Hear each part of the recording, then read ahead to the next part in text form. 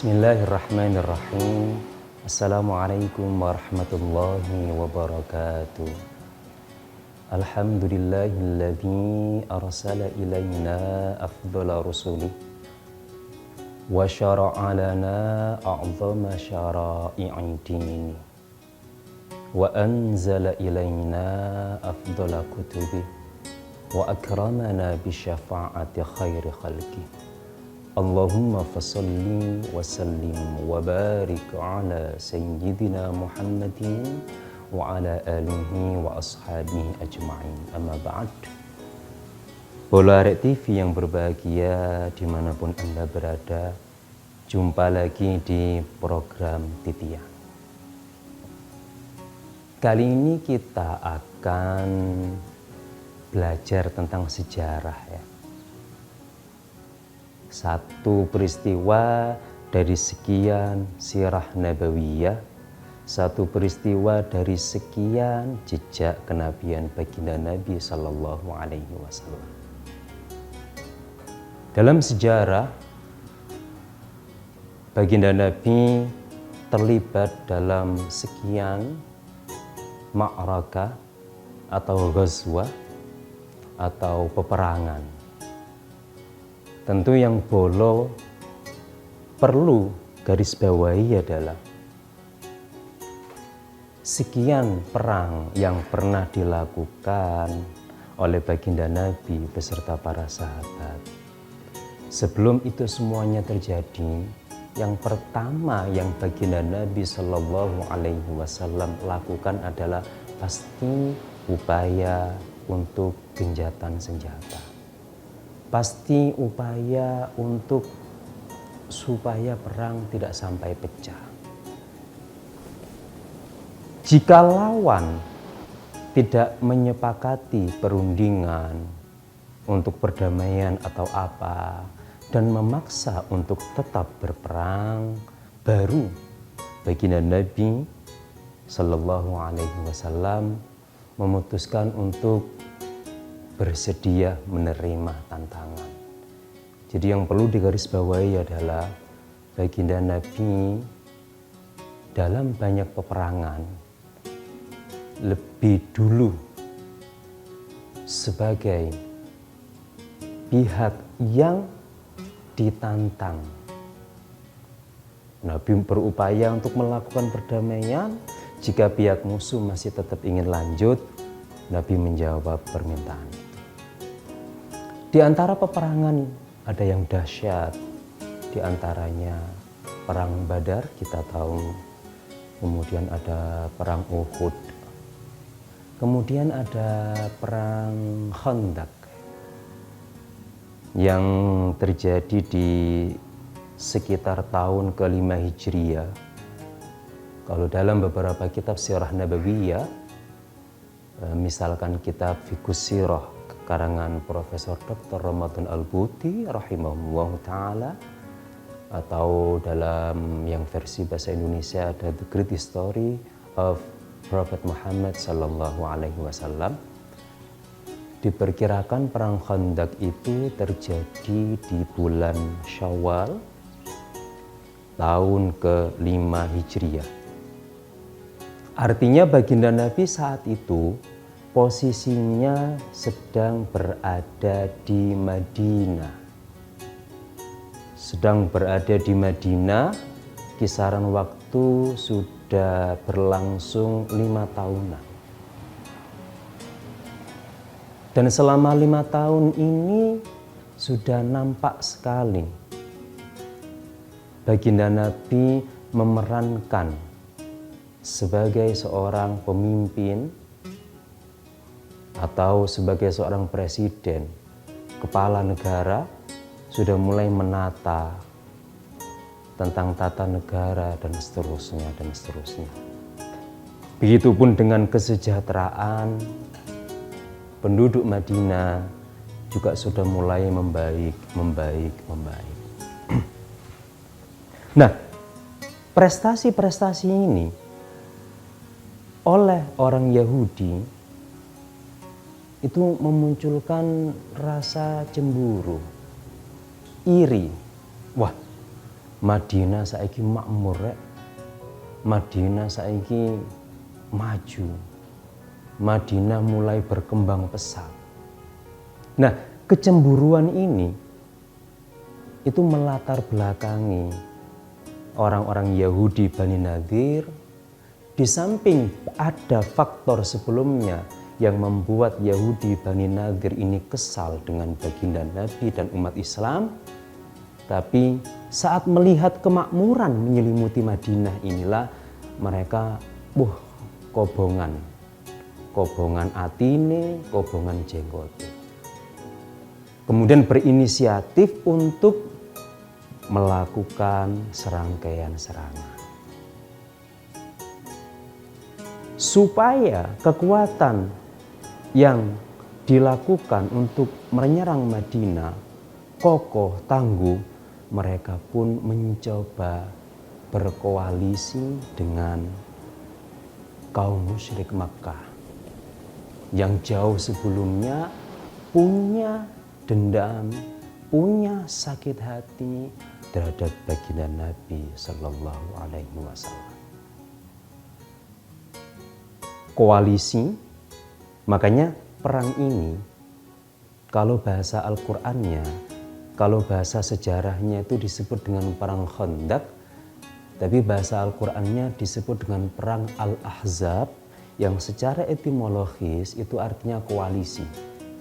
Karena musuh berkoalisi, Yahudi Bani Nadir dan beberapa orang musyrik Mekah dan kemudian beberapa orang Nasrani bersatu padu berkoalisi bersama-sama bermaksud menyerang baginda Nabi Shallallahu Alaihi Wasallam dan umat Islam di Madinah. Tibalah saatnya koalisi ini bergerak bersama menuju Madinah. Dalam beberapa buku sejarah atau kitab sirah nabawiyah diperkirakan sekitar 10.000 lebih personil musuh bergerak bersama-sama menuju Madinah. Brek, seret. Sampailah di penghujung Madinah. Kaget. Abu Sufyan yang berada di barisan depan dan mendapatkan jabatan sebagai panglima saat itu. Kok ngene iki? Ya apa iki carane mlebu? Kenapa pasukan musyrik tidak bisa memasuki Madinah? Jangan kemana-mana Polo, tetap di Titian.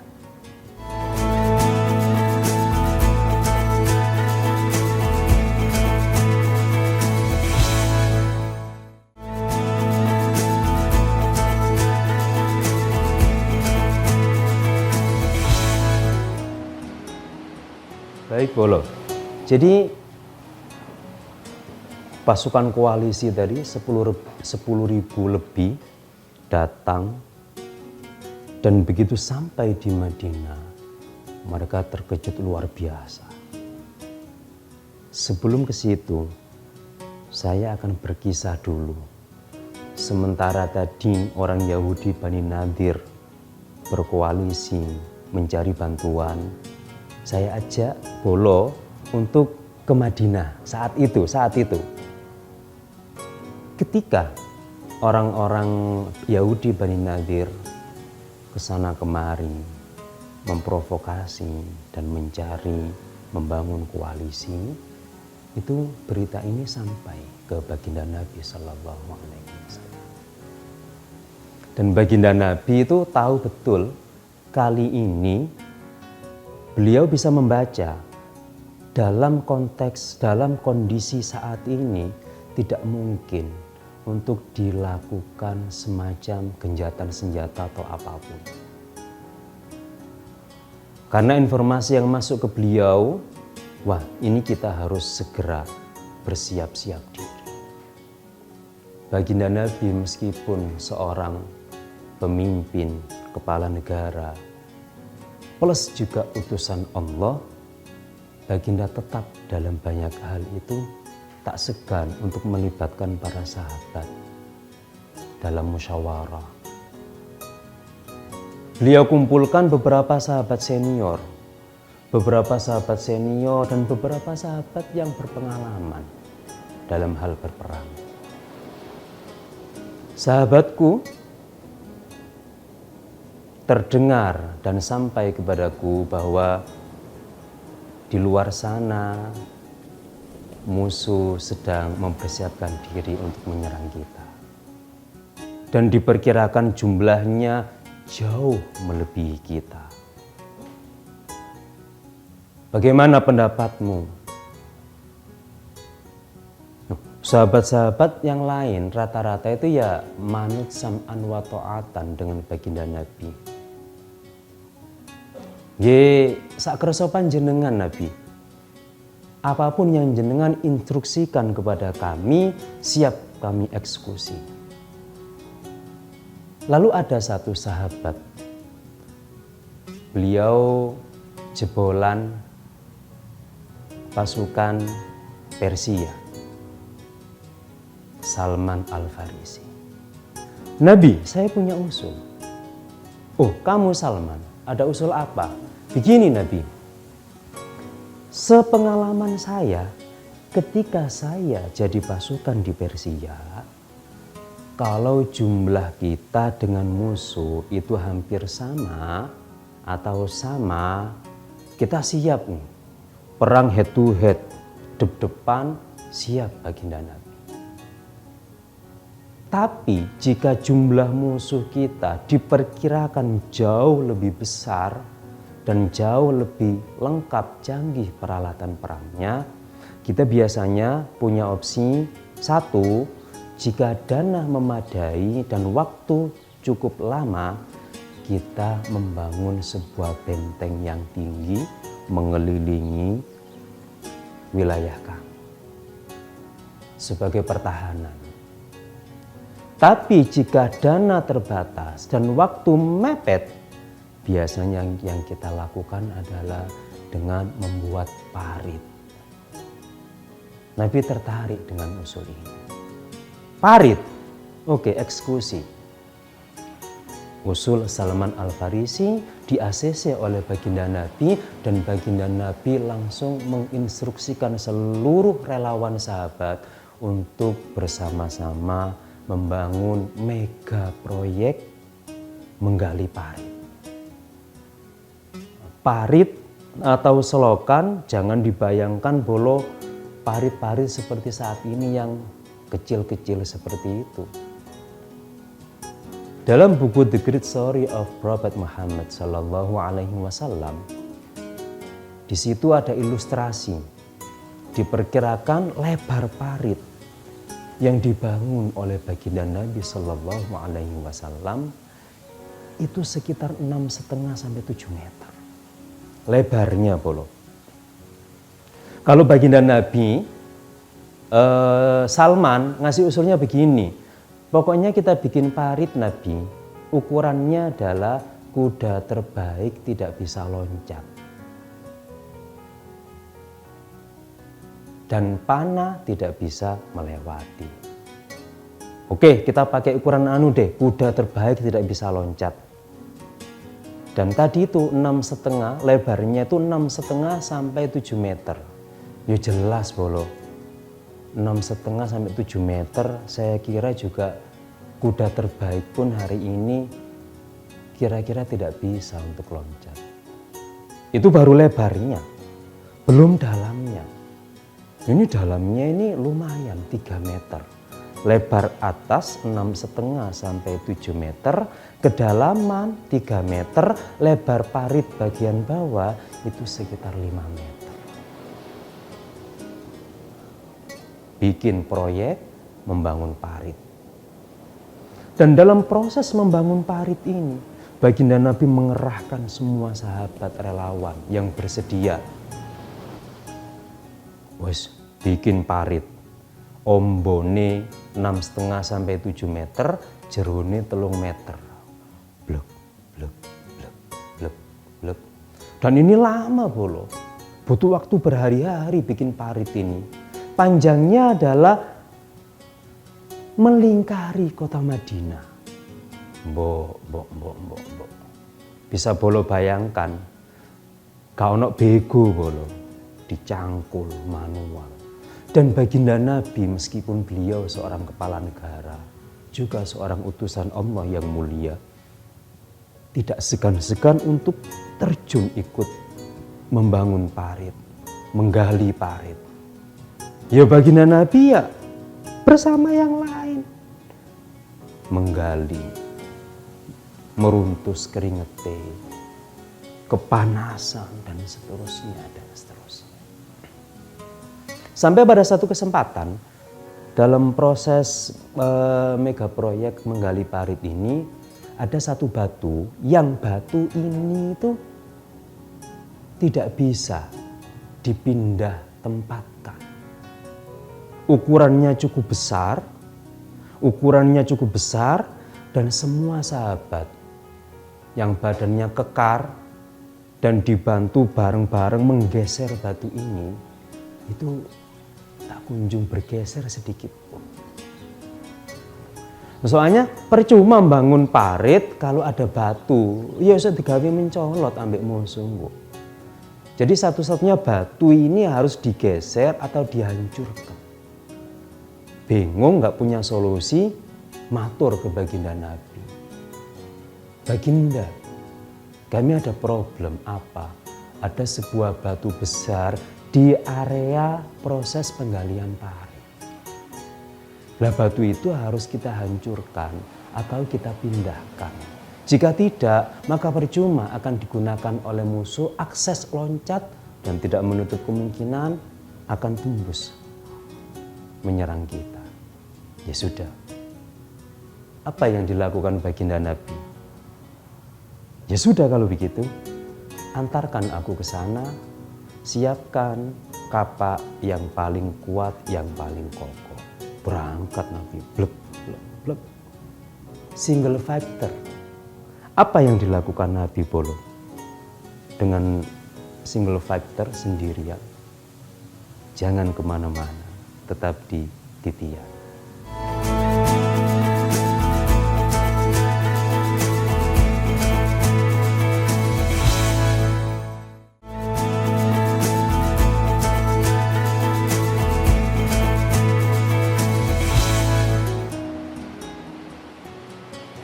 Jadi Bolo, para sahabat ketika melakukan proyek penggalian parit itu kan terkendala oleh adanya batu yang besar.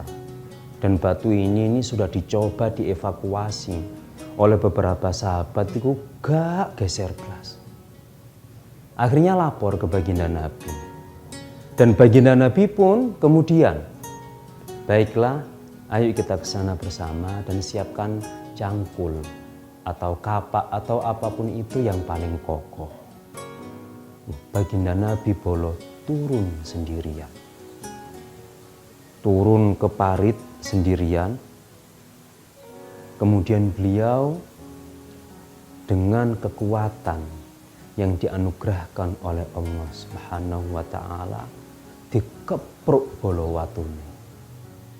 Karena untuk dievakuasi wongkol gak mungkin.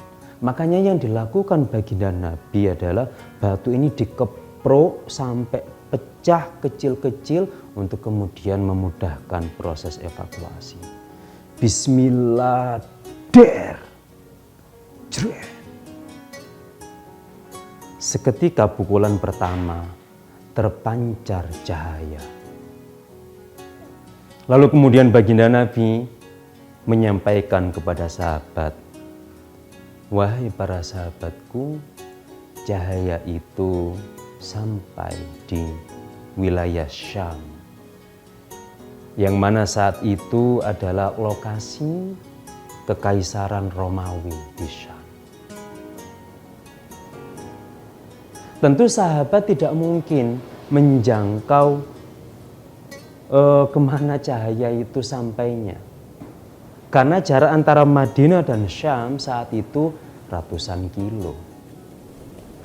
Tapi Nabi atas izin Allah mampu menyaksikan bahwa kilatan cahaya oleh sebab benturan beliau memukul batu itu sampai ke Syam. Nabi kemudian memaklumatkan kepada para sahabat Allah akan membebaskan negeri itu untukku. Lanjut beliau memukul batu untuk yang kali kedua. Des, jret. Ada kilauan cahaya kembali. Nabi memaklumatkan cahaya itu sampai di Al-Qasr Al-Abiyad di Persia. Dan Allah akan membebaskan negeri-negeri itu untuk. Nah, ini bolo yang ingin saya sampaikan kepada bolo dan juga pesan untuk diri saya sendiri. Coba kita perhatikan. Baginda Nabi saat itu, status beliau, status sosialnya sebagai utusan Allah yang paling mulia, yang paling agung. Yang kedua, beliau juga menjabat sebagai kepala negara saat itu. Tapi di kisah tadi, betapa baginda Nabi itu amat sangat low profile. Meskipun dengan status kemuliaan beliau sebagai seorang utusan Tuhan, kebesaran beliau sebagai seorang kepala negara, beliau rela terjun langsung ikut proyek menggali parit. Kepanasan iya, kehausan iya, kelaparan iya. Yang kedua, ketika para sahabat sudah tak mampu lagi, buntu, tak punya ide, tak punya cara untuk mengevakuasi batu ini, tak punya solusi untuk mengatasi batu ini, baginda Nabi tampil. Dan itu pun langsung turun sendiri. Dikepruk dewe. Yang patut kita teladani adalah dari sikap kesatria baginda Nabi yang low profile ini adalah satu, seberapa tinggi, seberapa terhormat status sosial kita. Tetap tanamkan dalam diri bahwa jika memang sebagai seorang pemimpin, maka kesejahteraan yang dipimpin itu harus menjadi prioritas utama. Jika sebagai seorang kepala rumah tangga, maka kesejahteraan keluarga yang dibina harus menjadi prioritas utama. Jika menjadi seorang direktur perusahaan, maka kesejahteraan para karyawan di bawahnya harus juga menjadi prioritas utama. Dan jikapun dihadapkan dengan kondisi di mana harus berkorban, harus siap di depan sebagaimana yang dilakukan baginda Nabi. Itu bolo kesatria baginda Nabi yang low profile. Semoga bermanfaat bolo. Jumpa lagi insya Allah di program titian berikutnya. Ihdinas siratal mustaqim. Wassalamualaikum warahmatullahi wabarakatuh.